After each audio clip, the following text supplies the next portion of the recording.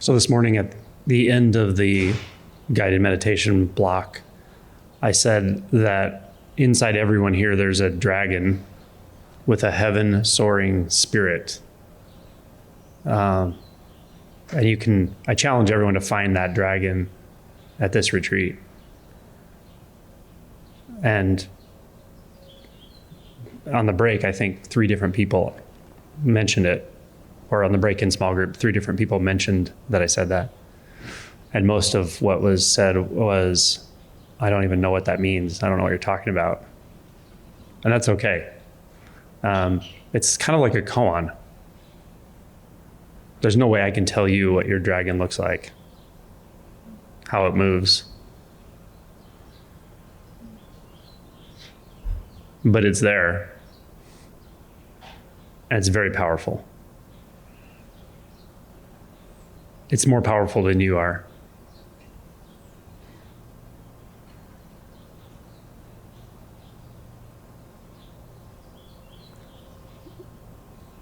I'm not sure I can even tell you exactly how to access it. Because that's part of the journey with this, is to find out how that access works. So I'll just give a hint or a clue, and that is, it's going to be, the initial access is going to be more of a feeling than an image or a thought.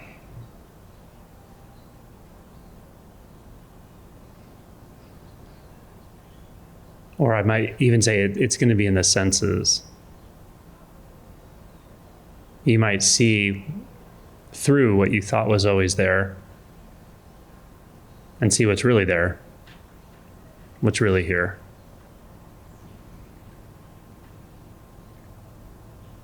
You may feel it moving through the body.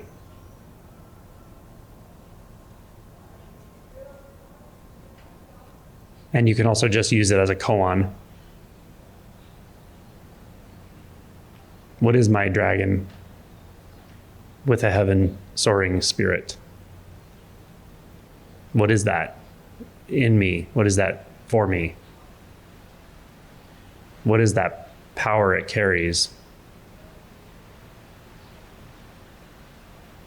A power too big for me to wield or control.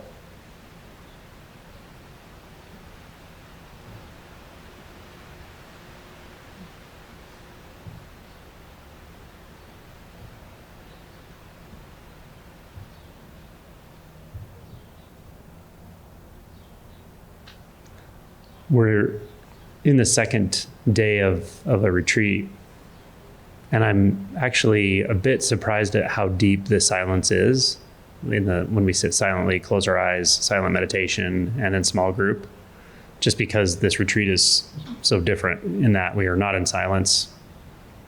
Most of the day, we're talking to one another, moving around a lot, goofing around, and yet the silence that's accessible here, that typically builds during a retreat,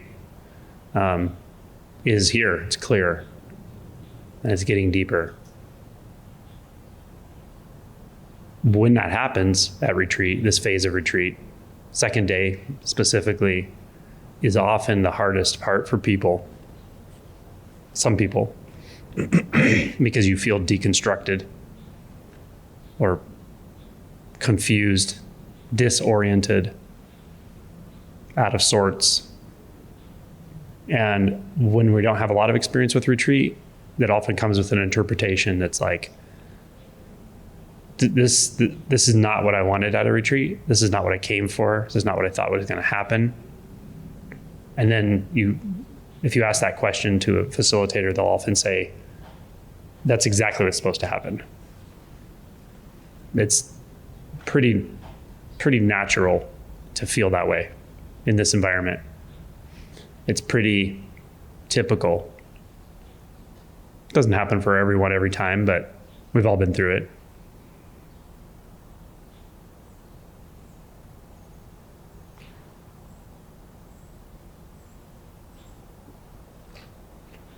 And then I would just, if you're going through that, I would just offer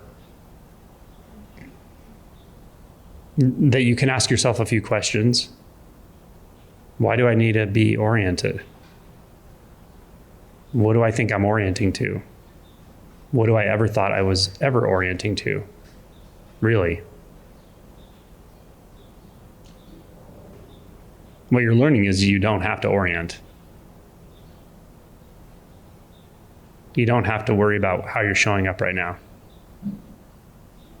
You don't have to worry about whether you're aligned with an intention. These can be helpful in the relative sense sometimes. But what this retreat's for, any retreat that I'm going to host, there's an availability to a way of knowing reality, knowing life. There's an availability to learn and realize that there's a way of moving through the world, of inhabiting this body mind that does not require you to orient. It doesn't require you to know who you are. It doesn't require you to be this or be that. Certainly not for me or anyone else, but also not for you. I don't know who I am, and it's not a problem. There's no contemplation of that.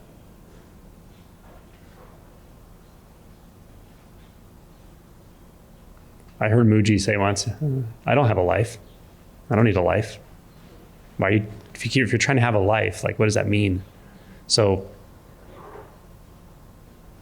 we have a lot of times these conventional ideas that just kind of get built into our vernacular. What's your life about? What is life about, right? But we don't really question, like, does it have to be about something? What the hell is a life? A collection of ideas? Do you find it right here? Do you need it? Do you need to be someone? Do you need to be somewhere?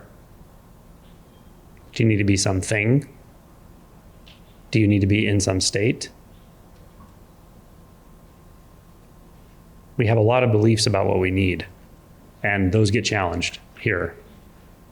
And that's what it feels like to be disoriented, confused. There's no problem with being confused. There's no problem with being disoriented. Is it uncomfortable? Yeah, sometimes. Is it uncomfortable always? No.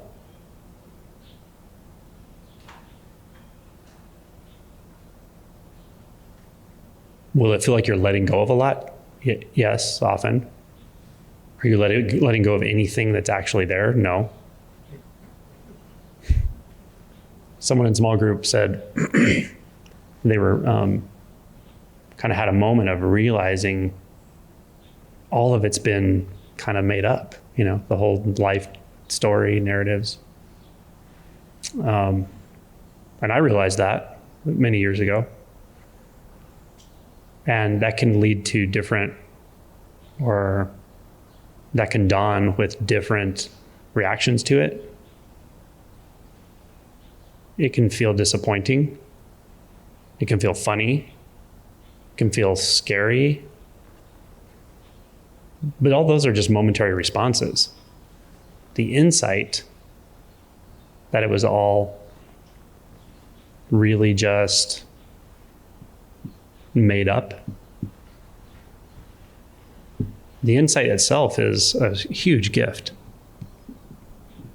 It's of huge value to just know that, but know it instinctually, instinctively, to have it be self-validating and authenticated by your immediate experience. What is authenticated by your immediate experience right now? Well, it's nothing about who you are. It's nothing about the way the world is or the way things are. But what is authenticated is it's available endlessly. It's flexible endlessly, adaptable, intimate. So why does it have to be a story or a narrative? it actually can't be a story or a narrative, but why do we value that so much? The narratives. And I would just say simply that we value it because it's been our escape. Actually, it's been our escape mechanism from what we already know. We all know it. We all know at some level that what I'm pointing to is accurate. There's nothing outside of this. There's no outside or inside to this or anything. There's no before and after.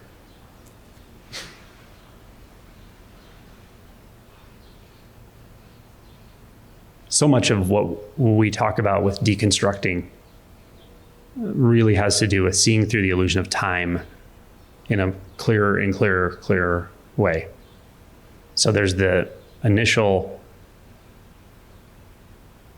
approach to deconstructing the illusion of time that's something like I was doing with a Q&A participant up here yesterday, is showing yourself like, okay, where's the past? Is it here? No, it's not here, but I can remember it. There's a thought that says, this morning I drove to the castle. Open your eyes. You're still here though. You didn't go anywhere. You didn't go to that past and come back. And then the next thought will be, but it's really, that really was the past though. That really happened. Then I can say, well, why don't you imagine on the way to the castle driving, you saw a giant Godzilla. You can imagine that too. But did that really happen? You can imagine anything. And we know memories change, shift, they're inaccurate. And so at that level of inquiring into the nature of time, we can see that logically, time really does not exist outside of thought. It's a thought construct, time. We also get clues in how we experience time. Sometimes time seems to drag on. Sometimes it feels like an enclosure. Sometimes it goes really slowly. Sometimes 2 years pass and it doesn't seem like 2 weeks passed. It's experientially not even very dependable. So those are some earlier clues.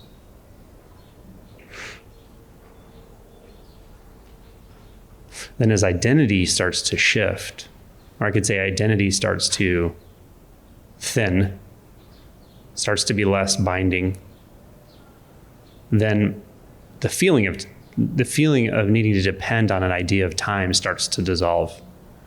Because identity, one of the major components that makes identity feel like identity, makes it feel like real, like a you, is the sense of perpetuity, the sense of moving through time. Like I came into this moment from some other moment.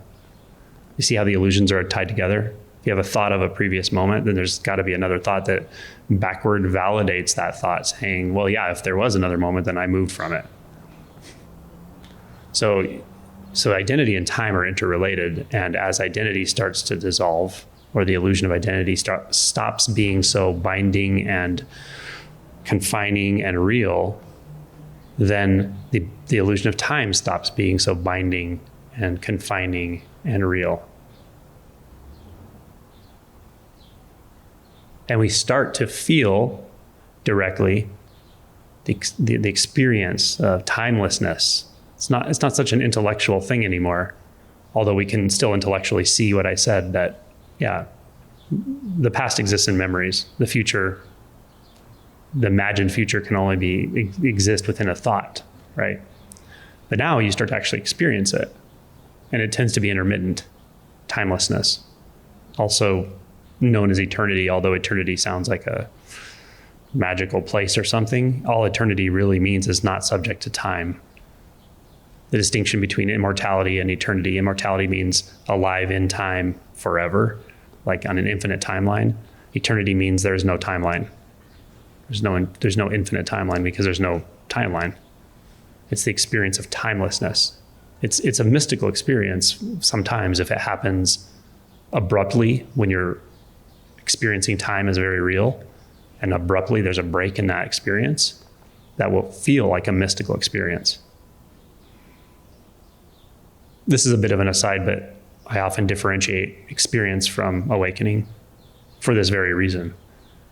Often the most dramatic, mind-blowing, ego death type experiences people describe to me are in one way or another really just emphasizing the sense I have that they actually haven't had an awakening, because you experience yourself as this thing moving through time, and then this massive mind-blowing experience of eternity and no self and blah, blah, blah. And then you're back here to tell the story again.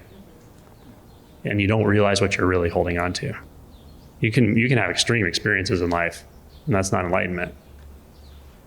You can be in extremes, do extreme sports. You can have extreme transitions in consciousness, transformations in consciousness, and the sense of identity can remain intact, and it can even become, in certain ways, solidified around the experience or the psychonaut, the one who will go everywhere and do anything and has collected all these experiences. That can become a kind of, the ego is very clever. When we really talk about the ego, it's very clever. It's cleverer than you. Do not ever underestimate the power of delusion, ever, ever. No matter how deeply realized you are, don't underestimate the power of delusion. The enemy, if we want to call it an enemy, the ego, I've even heard in some cultures, the idea of the devil comes with the idea of ego. They're like similar or the same thing. The one that deceives I know I'm personifying something, but it's older than you. It's ancient. It has way more experience than you do. It knows you better than you know yourself. And it tells you that it is you. Its thoughts are your thoughts. And they can be the most sweetest thoughts. They can be the most seductive thoughts, the most mundane thoughts. But if it feels like you, they're your thoughts. And that's its trick. But it's not the most powerful thing in the universe, of course. It's just you got to realize when you play its game, you're already losing.